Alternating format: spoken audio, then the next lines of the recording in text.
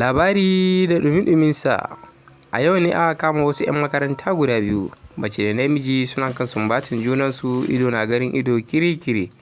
Mai sauraro, idan yau ne farkon ziyartarka wannan tashar namu mai albarka wato Naka Ido TV, don Allah za mu so da ku danna mana subscribing kana da alamar ƙararrawa.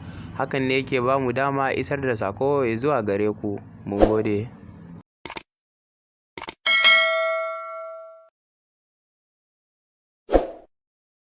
Masu sauraro, cikakkun labaran kamar haka. Bayan daga faruwan haka tsakanin wannan ɗalibai guda biyu da suka ci gaba da shafe-shafen junansu da sumbace-sumbace da rana saka ido na garin ido, to hakan ya sa wasu iyaye daga ciki sun ci gaba da cire 'ya'yansu a cikin wannan makarantar.